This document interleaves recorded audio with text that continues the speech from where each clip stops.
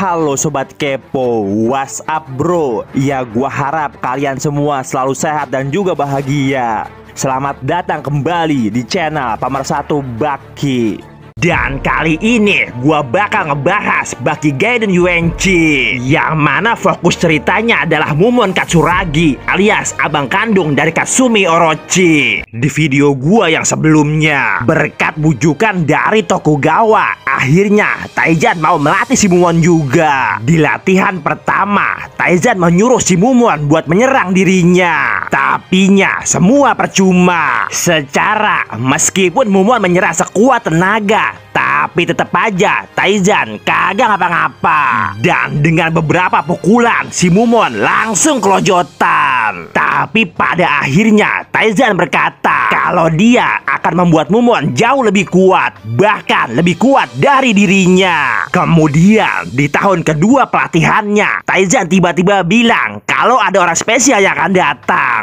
Dan ternyata dia bernama Rofu Isomura, orang yang katanya salah satu petarung hebat di dunia, dengan kemampuan utamanya yaitu keseimbangan. Secara kata dia sendiri, telur bahkan jarum bisa dia bikin berdiri. Ya elah gitu doang, hebatnya apaan? Lalu secara tiba-tiba sama Taizan kepalanya langsung ditimpa. Tapi hasilnya mengejutkan, karena ternyata si Cungkring bisa memanipulasi dampak serangan, bahkan dengan teknik yang sulit dijelaskan. Tapi yang lebih yoi, dengan kaki tuh tongkat langsung dia buat berdiri. Lalu kepada Mumon, Taizan berkata, dalam waktu 6 bulan lamanya lo akan bisa melakukannya. Kalau dia aja bisa, maka lo juga harus bisa. Kemudian dengan gaya di atas tongkat kayu, si Ropu langsung berdiri dengan kaki satu. Mantep kan gua? Lalu kata si Ropu, sekarang giliran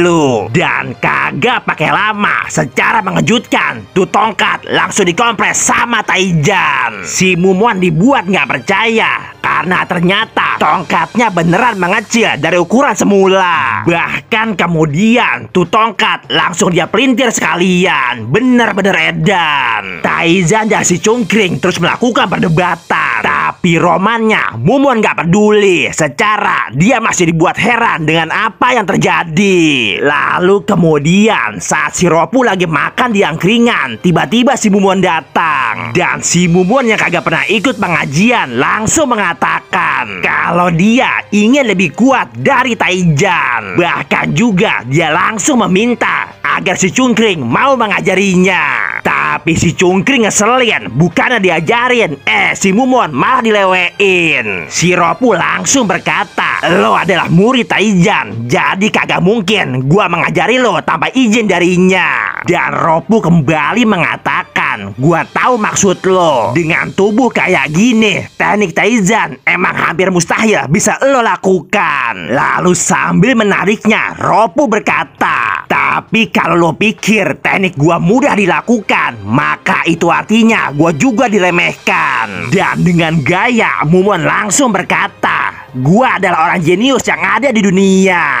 Dah, kalau lo merasa jenius, kenapa lo minta gua ajarin? Dan sambil ketawa, Ropu berkata, kenapa nggak lo coba curi aja? Dan si Mumon yang paham maksudnya langsung bahagia. Tapi secara tiba-tiba muka si Ropu langsung dia timpa. Ropu nggak cuma langsung menghindar, si Mumon juga dia banting dengan barbar. Mumon langsung merasa kalau keseimbangan nih orang emang bener-bener luar biasa. Mumon langsung berdiri, si Ropu langsung dia beri. Tapi percuma, karena semua serangannya dengan mudah bisa dihindari. Bahkan juga si Mumon langsung dia timpa. Tapi dengan baik hati, si Mumon yang mau jatuh langsung dikasih kursi. Dan si Ropu langsung mengatakan kalau dia bakal kasih sedikit kenang-kenangan. Lalu dengan usapan di kepala, si Mumon moncrot seketika.